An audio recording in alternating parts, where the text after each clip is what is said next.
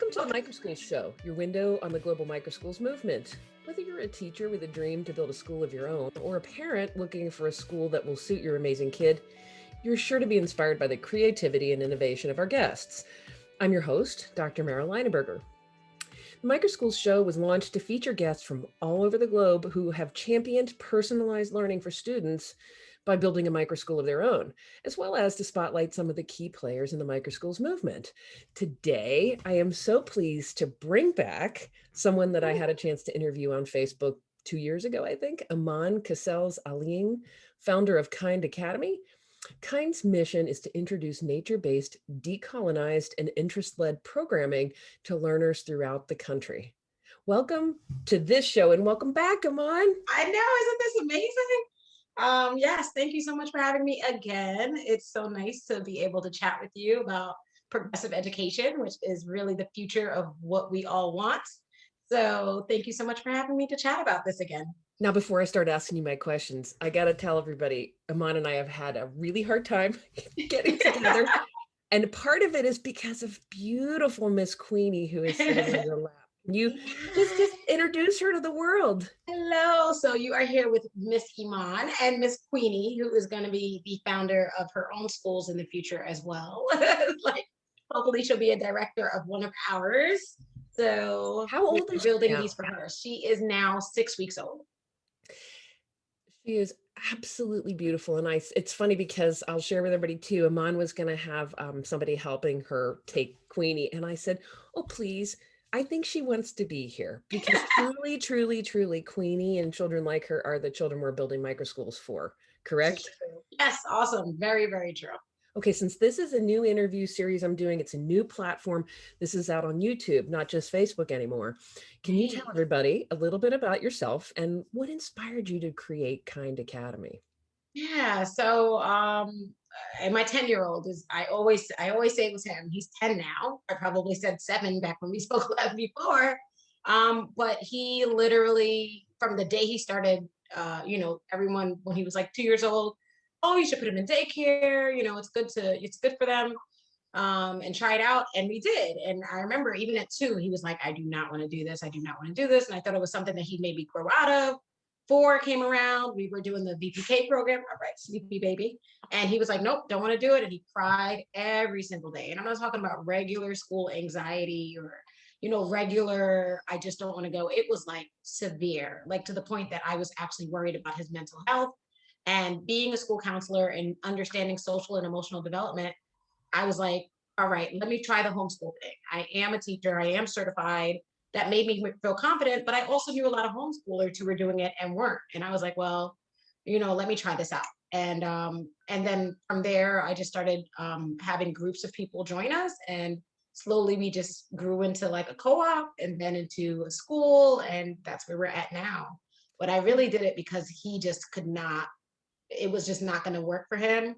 And being in a school environment, the year that he went to preschool or the year that he went to pre-kindergarten, I worked in school environments. And it just became, I didn't want that environment for him either. I didn't want him in public school. I did not feel like it was going to be beneficial for him to be in public school. So I was like, I really wanted to individualize his education. It's something I was doing as a special education specialist. And I was like, every child really deserves to have what I'm doing, creating individual education plans for these students. And I wanted my kids to get that. And I knew they weren't going to get that unless they were in a private school of some sort, or they were diagnosed with something. And there's 2 big things that you mentioned that I want people to really focus in on. One, it's not that education, this big system of education was doing something wrong, but your son had a reaction to that and it wasn't in alignment with who he is. Right. It's not like there was something wrong with him. He was telling you that it didn't work. And then the second thing was you, as his parent, took responsibility for figuring out what are we going to do with that. And then, you have these extra special gifts as a special educator. And this is so profound because it's a core of what microschools really are, is every single child in a microschool basically has an IEP. Correct. Without a diagnosis. And I think in some ways it's so powerful. I know so many children get diagnosed and that label does something to It can. A lot of kids, it does It something can. to their Yeah. self-esteem.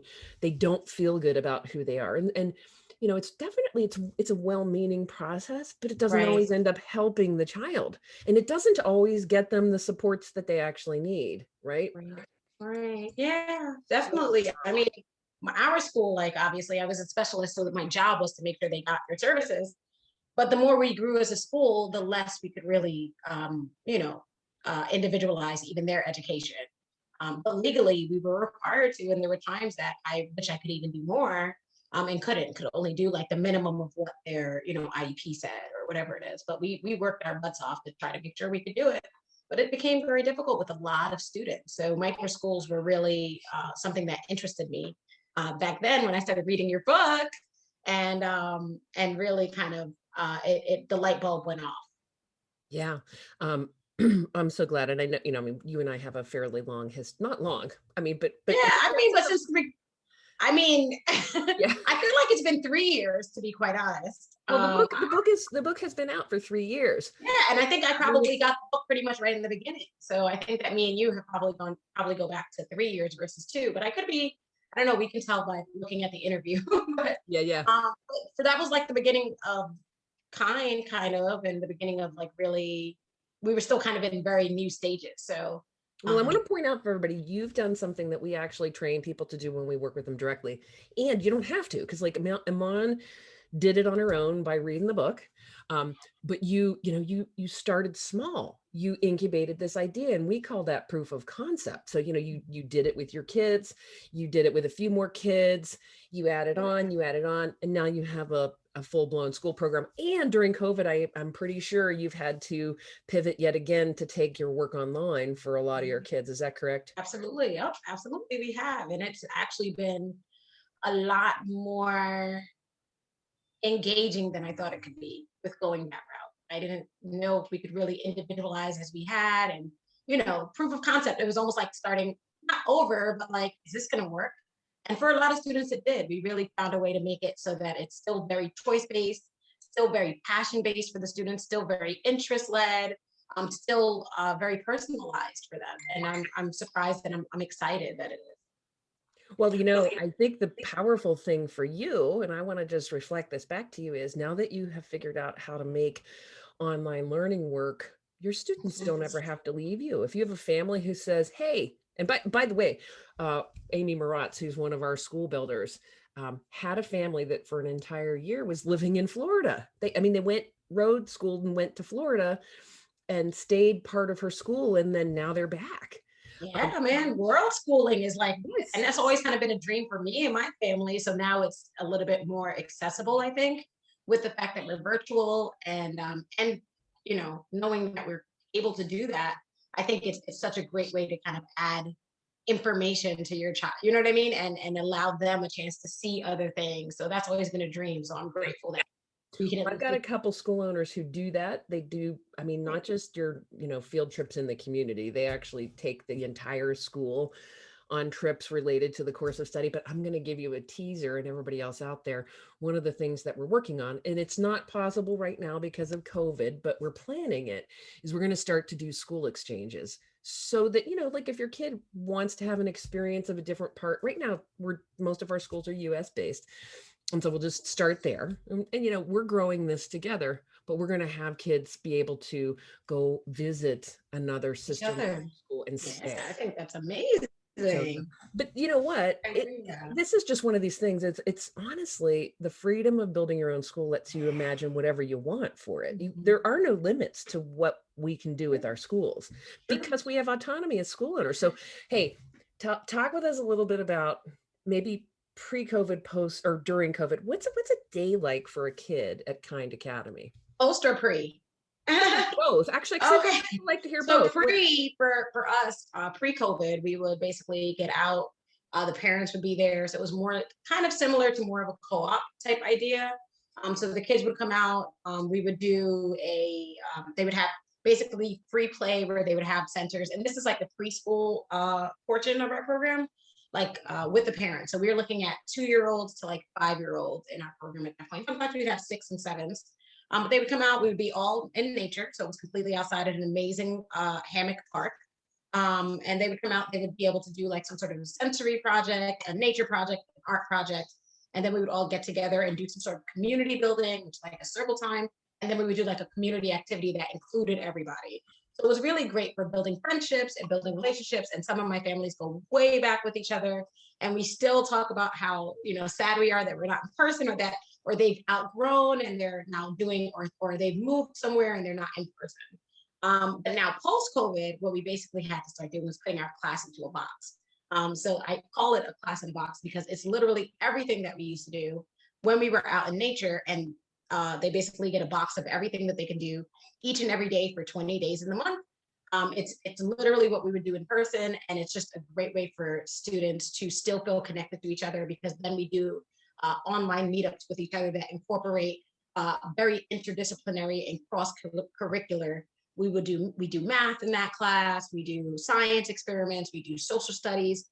And like I said, we decolonize history. So we also add in the component of making sure that we're trying to teach history from a perspective of everybody. So that's a big deal of what we're doing. Iman, that sounds like a really cool sort of side business that could be its own thing all on its own. It is. We also have online classes for it right now. So it is a part of Kind Academy, but that's really geared towards like the 3rd through 8th graders that we have in our program. So that's really more so focused on that because it is such a higher level class. But we decolonize from the beginning. It's automatically embedded in our social studies curriculum, because we are I'm going to pause for 1 second, because I heard you talking about decolonized, especially history education in Clubhouse this week. Yeah, we're on Clubhouse. Yeah. It was one of the first times I'll be honest, it was one of the first times I had heard that term. So I'm sure there's going to be a ton of people who are like, what does that mean? Decolonized learning or decolonized education? What does that mean? And what is your thoughts on that? And what are you doing? Yeah. What are you doing related to that? So really what it means is that we have been taught a very whitewashed history for a very long time in this country. We are focused on making sure that we are keeping the perspective of everyone, because everybody in this country is not white. So from the perspective of people, for example, like Christopher Columbus, we would like to make sure that we speak about the indigenous people that were affected by the colonization of people like Christopher Columbus. We want to talk about how people, before they were enslaved, before Africans were born here and enslaved, what were their lives like before? Because they didn't just get dropped off here and then their life started, which is the way that US history generally teaches it. So we go all the way back and we talk about who was taken. People who were kidnapped were doctors and teachers, and they were community members a lot of times as well. So we like to talk about what was going on in Africa before the diaspora. So that's a big part of what we teach regarding decolonizing history. It's also making sure that it's that we're speaking of the indigenous population that was here, as well as women who have done amazing things who sometimes aren't a part of these history books, or we don't learn about unless we kind of add it to. So we're always kind of really truly making sure that everybody's voice is heard. I think that's a big part of what decolonizing history truly means, is making sure that everyone's voice is heard. It's not necessarily one thing is bad or one thing is good. It's basically making sure that we give a perspective of especially the marginalized groups that you generally don't see unless it's February or Hispanic Heritage Month or Women's History Month. We really want to make it something that is every single day, because history is every single day, right? Yeah. We should be learning every single piece of history versus separating it out and only doing it and still not doing it justice. So, well, I heard it was funny because when you were talking about your next book, there was a Hispanic gentleman who jumped in and said, "I'll help bring the resources for the Latino and the." He said, if you want a Chicano's perspective, and I said, yes. That's not my culture, you know what I mean? And I don't want to take it over, and I don't want to say something that I'm not aware of. So for sure. Well, I think for our listeners, what's really important to hear is that most of the history textbooks are written by white people, and they are the stories of the conquerors, right? The people who actually, gained the power in our country are the ones who wrote the story. And really what you're seeking, and I think, and so many educators are seeking to do, is to give voice to all of the people who represent this country, so that our children can see themselves in the stories that are being told, so they can be inspired by everyone. Yeah. How amazing would that be? You summed that up perfectly. Not to say they wouldn't be inspired by the white people who've achieved things, but children need to see themselves represented. I mean, oh my goodness, I'm going to just briefly mention this and then we're not talking about it. But I mean, just look at our new vice president, and many, many Right. girls can be inspired Yeah. by How many girls? seeing themselves in Oh her my role. gosh. What does that change? Yes, absolutely. Thank you. So, okay. So let's see. I'm just looking at my list of normal questions that I ask. You are not, it's not, Normal. you're a very different person. You talked about decolonization. Um, Gosh, because you really represent, Iman, I think, the very best of building a micro school, because you're sort of stepping forward with, maybe you have fear, but you're stepping forward boldly, and you're trying things, and you're seeing what your community needs, and you're serving those needs in whatever way that is. That's really at the heart of what a micro school is. It doesn't have to be a one-room schoolhouse with physical walls and classes that look like the system of education I that think we. it's the philosophy of it more than anything, right? Like the individualization, like you said, and the personalization, and the really keeping students centered of everything versus it being this big bureaucracy of what these standards say has to be done. That to me is what really embodies the idea, and still somewhat small so that you can really reach learners, or at least making sure that we have educators that aren't teaching or having to maintain 30 students, like that's not, I don't think, really realistic for really being able to reach every child. So making those small settings is super important, I think, for the idea of education. Now, you talked a little bit about what a day looked like for your pre-K, your early childhood kids being outdoors with their parents, and in a lot of ways, I was thinking you're probably mentoring the parents too, not Oh, just. absolutely. Oh, absolutely. Yep. But what's it look like for older learners? What did it look like, and or what does it look like now if you're working with these kids online? Yeah. So really, by about I really truly believe even before that, but by third grade, which is really kind of where we start targeting more of our they kind of choose what they want to learn by that age. Obviously, they can choose whatever they want to learn earlier than that.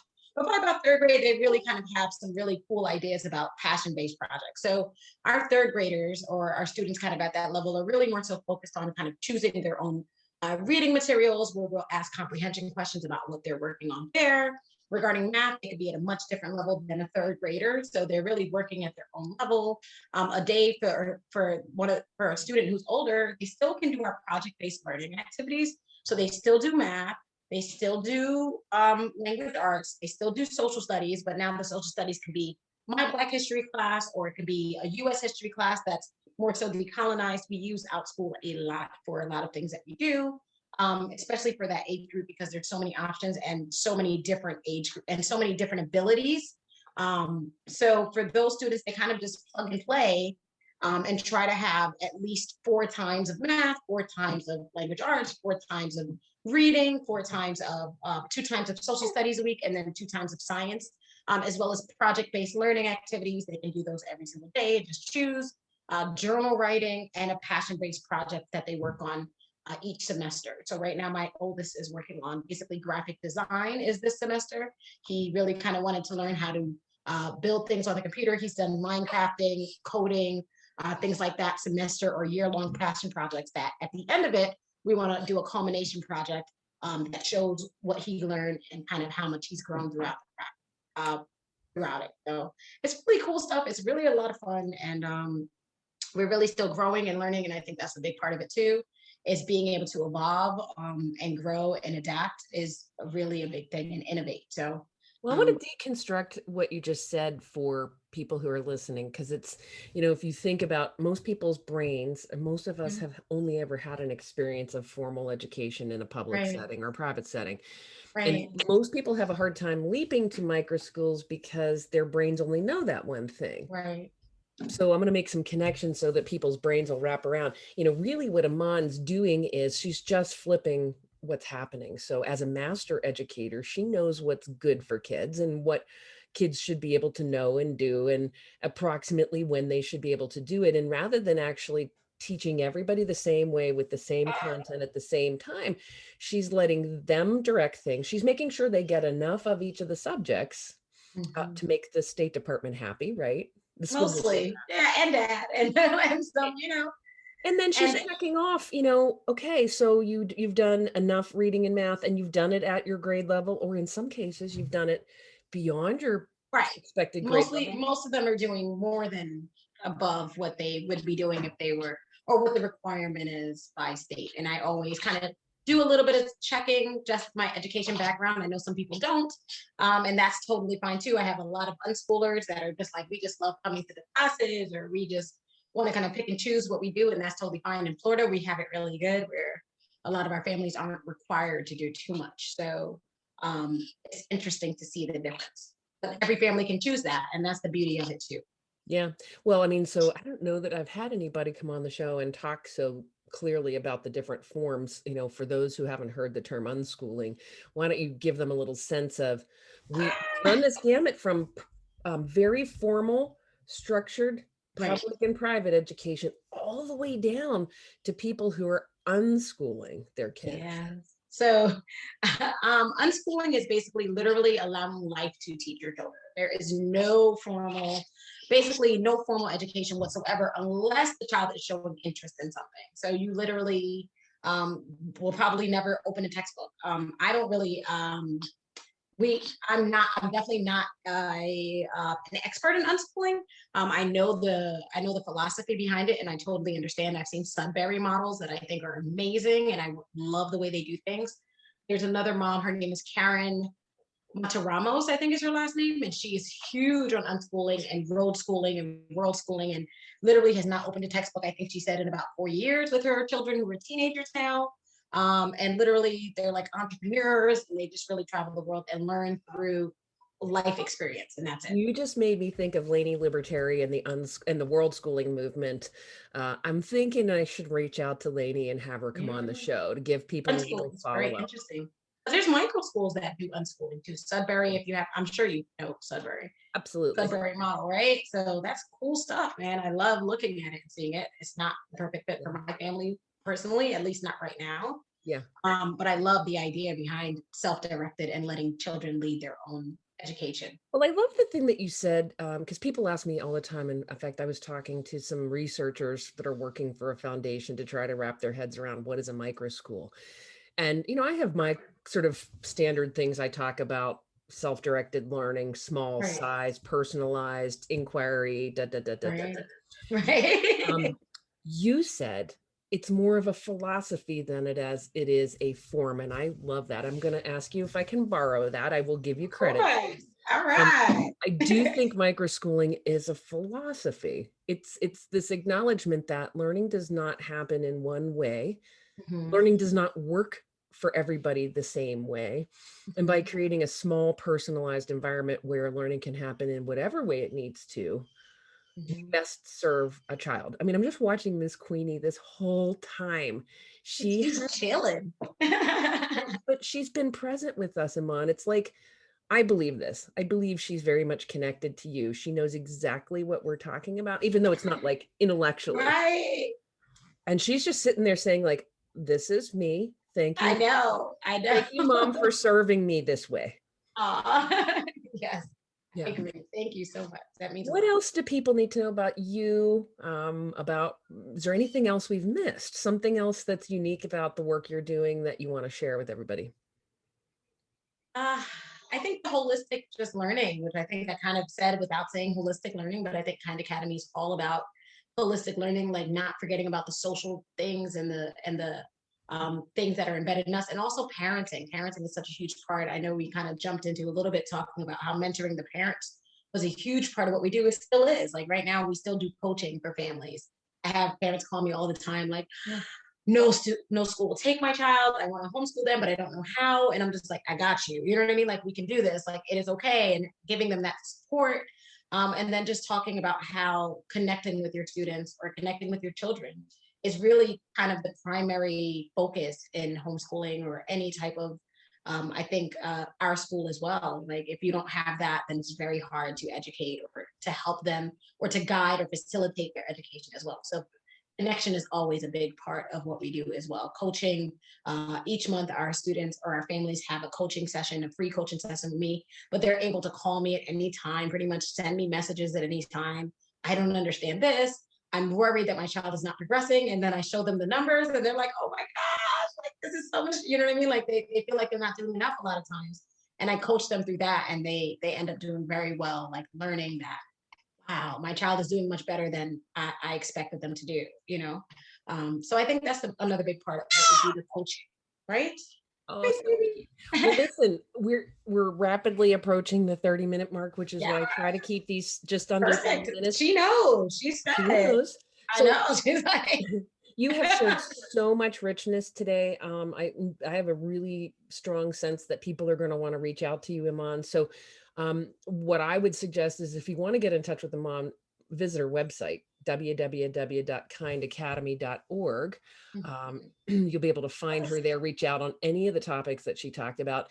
And I want to say thank you for listening to today's show. If you'd like to be a guest on the show to talk about your micro school or to share the work that you're doing in the micro schools movement, as always, please reach out to me at mara@microschoolbuilders.com to set up an appointment for your interview. And until next time, be well.